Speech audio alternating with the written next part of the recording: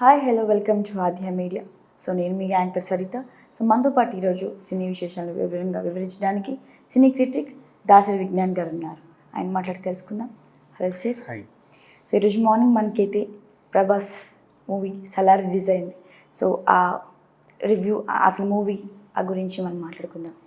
Early morning 5కి 5:12 అలా release చేశారు. మేబీ ఒక మంచి ముహూర్తం లాగానో లేకపోతే సెంటిమెంట్ లాగానో వాట్ ఎవర్ ఇట్ ఈస్. ఓవరాల్గా అయితే ఒక మంచి టీజర్ అనేది రిలీజ్ అయింది. అండ్ సాహో హిట్ అయినా ఫ్లాప్ అయినా కూడా మనకు పెద్దగా అనిపించలేదు. అంటే దాని గురించి ఎవరు ఎక్కువ మాట్లాడుకోరు. రాధేశ్యామ్ కూడా హిట్ అయినా ఫ్లాప్ అయినా దాని గురించి కూడా పెద్ద ఎవరు మాట్లాడతారు. కొన్ని రోజులు అంతే.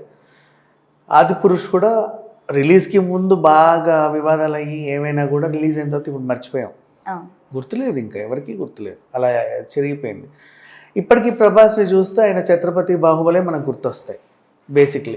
సేమ్ అలాగా ఇప్పుడు అంటే హిట్లు వచ్చినా ఫ్లాప్లు వచ్చినా హీఈస్ ద నెంబర్ 1 హీరో. అలాగే ఇప్పుడు కూడా సలార్ టీజర్ రిలీజ్ అయింది. అండ్ చిన్న టీజర్, అది గ్లిమ్స్ అంతే, దాని టీజర్ అని కూడా అనకూడదు, ఒక గ్లిమ్స్. బేసికలీ హోంబలే సినిమా వీళ్ళవన్నీ ఎలా ఉంటాయంటే ప్రశాంత్ నీల్వి ఒక పెద్ద మంచి ముసలాయన వచ్చి కథంతా అంటే ఇట్లా హైలైట్ చేస్తూ ఉంటాడు, ఎక్కువ బిల్డప్ ఇస్తాడు స్టోరీకి. సేమ్ అలాగే ఈయన కూడా బిల్డప్ ఇచ్చాడు. దీంట్లో మనకి గమనిస్తే the most violent person called one person the most violent. అంటే ఇప్పటివరకు ఉన్న అందట్లో కూడా బాగా వైలెంట్ ఉన్న ఒక పర్సన్ ఉంటాడు. అతనే ఇంకొక పర్సన్ని అతడు చాలా వైలెంట్ అని అన్నాడు. అతను ఎవరు అంటే అతనే Prabhas. The most violent person ఎవరు అంటే పృథ్వీ అనుకోవచ్చు మనం. సో ఇట్లాంటి డైలాగ్స్ ఉంటాయి. అంటే ప్రతిదాన్ని అంతకు మించి చూపించడం అనేది చేశారు దీంట్లో. And next part 1 the cease fire అని చెప్పేసి ఏదైతే అనౌన్స్మెంట్ ఇచ్చారో అది అసలు అనౌన్స్మెంట్. యాక్చువల్లీ ఇక్కడ మనం టీజర్ గురించి మాట్లాడుకోవడం వేస్ట్. యాక్చువల్గా వాళ్ళు ఏదో చెప్పాలనుకున్నారు. మనకి ఇంతకుముందు సలార్ 2 పార్ట్లు ఉంటుందేమో అని చెప్పేసి వార్తలు వచ్చాయి. ఎవరు ఎక్కువ ఖండించకపోయినప్పటికీ ఒకటే ఉంటుందా 2 ఉంటుందా అని చెప్పేసి అనుకున్నారు చాలామంది. బట్ దీనివల్ల 2 పార్ట్లని వచ్చింది. ప్రాజెక్ట్కే కూడా 2 పార్ట్లు ఉంటుందేమో అని చెప్పి కూడా చాలామంది అన్నారు. అయితే ఇప్పటివరకు అఫీషియల్ క్లారిటీ అయితే ఎవరు ఇవ్వాలి. కాకపోతే ఎందుకు సలార్ మీదనే చాలా రూమర్స్ వచ్చాయి, ఇది పార్ట్ 2 పార్ట్లు అని. అంటే బోల్డ్ అని క్యారెక్టర్స్, బోల్డ్ అని సీన్స్ తీస్తడం వాళ్ళు చూస్తున్నారు జనాలు చాలామంది. అంటే జూనియర్ ఆర్టిస్టులు ఇక్కడ నుంచి కృష్ణనగర్ నుంచి వెళ్తారు కదా, వాళ్ళు ఎప్పుడో తర్వాత వెళ్తున్నారు, చాలా చేంజెస్ చూస్తున్నారు. వాళ్ళకి అనిపిస్తుంది ఓహో ఇది 2 పార్ట్లు ఉంటుందేమో అని. వాళ్ళు నలుగురికి చెప్పడం అలా తెలిసిపోయింది. కానీ యూనిట్ వాళ్ళు ఎప్పుడు క్లారిటీ ఇవ్వాలి. ఇప్పుడు ఇది ఒక అఫీషియల్ అనౌన్స్మెంట్ అనుకోవాలి. The cease fire part 1, part 2 కాదు 3, 4, 5 కూడా ఉండొచ్చేమో, వీ కాంట్ టెల్. ఇప్పుడు కేజీఎఫ్ని ఒక సృష్టించాడు ఒక యూనివర్స్. మేబీ కేజీఎఫ్కి దీనికి లింక్ పెడతారేమో మనకు తెలియదు. నిన్నటి నుంచి మనకు న్యూస్లు అలాగే వచ్చాయి. కానీ ఇదొక సిరీస్ లాగా కూడా తీసుకెళ్తున్నారు. అండ్ నెక్స్ట్ సేమ్ కేజీఎఫ్ లాగానే కొంచెం రొటీన్ డ్రామా ఇన్ సెన్స్ వీళ్ళు ఎంచుకునే బ్యాక్గ్రౌండ్. ఇప్పుడు అక్కడ ఒక గని, ఇప్పుడు ఇక్కడ కూడా ఏదో యురేనియం గురించి, దాని గురించి తవ్వకాలు, లేకపోతే అది సొంతం చేసుకోవడానికి, ఆధిపత్యం చెలాయించడానికి గల పోరాటము, వాట్ ఎవర్, అవన్నీ మనం చూసాం. అండ్ నెక్స్ట్ సేమ్ దీంట్లో ఇకపోతే ఈ ప్రభాస్ని ఎలా వర్ణించారు అంటే బేసిక్గా మనం చాలా సినిమాలలో హీరోని ఇప్పుడు యమదొంగలో వాడు పులి అంటాడు, అంటే పులిలాగా వస్తాడు. బేసిక్లీ ఇప్పుడు మన బాలకృష్ణ గారి సినిమాలో ఆయన్ని సింహం అంటారు, తెలిసిందే కదా. అంటే ఒక పవర్ఫుల్ జంతువుతో పోల్చడం వీళ్ళకి అలవాటు. బట్ ఇక్కడ ఈయన ఏమన్నారంటే పులి కాదు, సింహం ఇవన్నీ కాదు, ఈజ్ ఎ డైనోసర్. ఇప్పుడు డైనోసర్ని కొట్టగల జంతువు ఇంకోటి లేదు కదా భూమి మీద. ఇన్ కేస్ ఒకవేళ ఇప్పటికీ డైనోసర్లు ఉంటే మనందరం ఉండేవాళ్ళమో లేదో కూడా తెలియదు. ఇప్పుడు మన బిల్డింగ్ అంత ఉంటుంది అది బేసిక్లీ. సో హీఈస్ డైనోసర్, అంటే అతన్ని కొట్టేవాడు ఇంకెవడు లేడు ప్రపంచంలో అని చెప్పే ప్రయత్నం చేశారు. అండ్ నెక్స్ట్ అలాగే మీరు ఎడిటింగ్ కట్స్ చూసుకున్న, బ్యాక్గ్రౌండ్ మ్యూజిక్ చూసుకున్న, ఇప్పుడు రవి బస్రూర్ కథని నిలబెట్టడానికి ప్రతిదానికి మ్యూజిక్ చాలా పెద్ద ఇంపాక్ట్ చూపిస్తుంది. దీంట్లో కూడా ఆల్మోస్ట్ అదే జరిగింది. కాకపోతే కేజీఎఫ్ లాగా కొంచెం రొటీన్ అనిపించింది. అయినప్పటికీ కూడా రొటీన్ లాగా చూడాల్సిన అవసరమే లేదు. వై? బికాజ్ ఇంత పవర్ఫుల్ కథలకి అలాగే ఉంటాయి మ్యూజిక్లు. దాన్ని మీరు ఎంత మార్చినా సరే, ఇప్పుడు కొన్ని సస్పెన్స్ థ్రిల్లర్ మనం టీజర్స్ చూస్తాం చాలా, అన్నిటికీ బ్యాక్గ్రౌండ్ మ్యూజిక్ ఒకలానే అనిపిస్తుంది. అదంతే, అలాగే ఉండాలి. చిన్న చిన్న చేంజెసే ఉంటాయి కానీ అది అట్లాగే ఉండాలి. దాన్ని ఇంకేం చేయలేము. ఇది రొటీన్ అంటే దాన్ని కొత్తగా చేస్తే ఆ ఫీల్ పోతుంది, ఆ ఇంపాక్ట్ రాదు.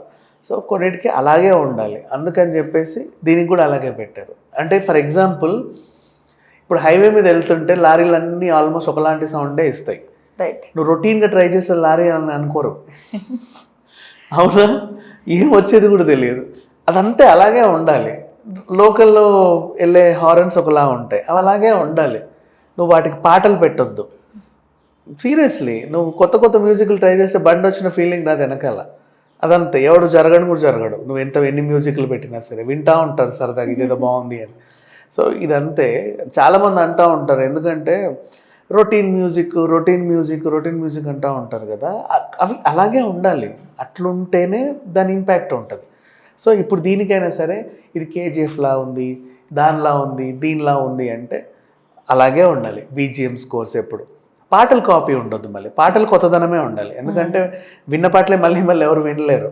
ప్రతి పాట ఒకలానే అనిపిస్తే పాటల్లో కొత్తదనం ఉండొచ్చు, కానీ బీజిఎమ్స్లో ఆల్మోస్ట్ కథకు తగ్గట్టు ఎలా ఇవ్వాలో, ఎలివేషన్ ఎలా ఇవ్వాలో అలాగే ఇస్తారు.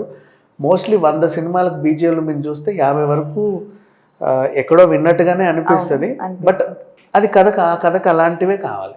సో దాని గురించి ఎప్పుడు మనం కాపీ ట్రోల్ చేయాల్సిన అవసరం లేదు. పాటల గురించి అనుకోవచ్చు కాపీ చేస్తే. అండ్ ఎడిటింగ్ కట్స్ కానీ, సినిమాటోగ్రఫీ కానీ అద్భుతంగా ఉంది. అండ్ ఇక్కడ ఉన్న కత్తిని ఇలా తీసి చేయికి తీసుకొస్తాడు.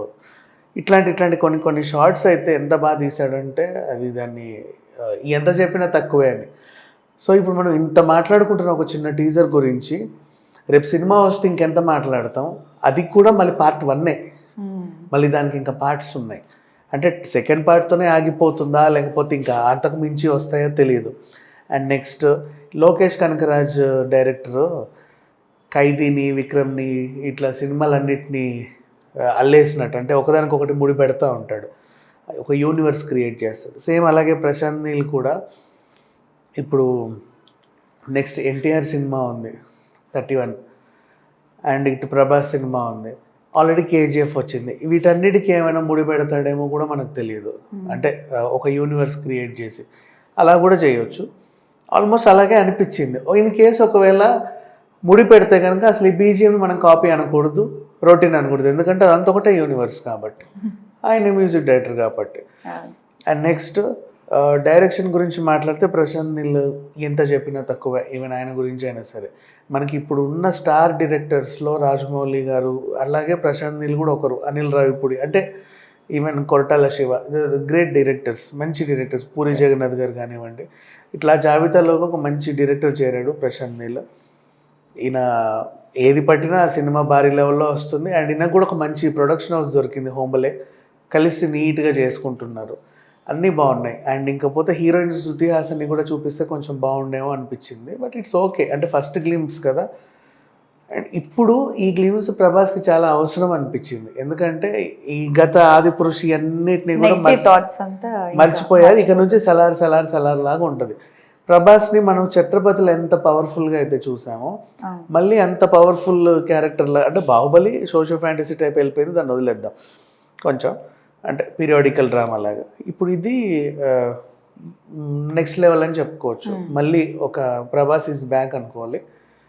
మధ్యలో జరిగిన ఈ తుతు మంత్రాలన్నీ మర్చిపోతే సలార్ మాత్రం బ్లాక్ బస్టర్ హిట్ అవ్వబోతుంది, 100% హిట్ అయిపోతుంది. మనకు సెప్టెంబర్లో రిలీజ్ ఇది, అంతే. ఇంకా 3 నెలల్లో ఇంకా మెల్లిమెల్లిగా వీళ్ళు సాంగ్ అనో లేకపోతే ఇంకేమైనా గ్లిమ్స్ అవి ఇవి లాస్ట్ ట్రైలర్ ఇవి రిలీజ్ చేస్తే దీని నెక్స్ట్ లెవెల్కి వెళ్ళిపోతుంది. ఆల్రెడీ అంచనాలు అయితే పెంచేసింది. అందరు కూడా హై లెవెల్లోనే ఆలోచిస్తున్నారు సినిమా గురించి. And everybody are waiting eagerly. Thank you sir, thank you so much.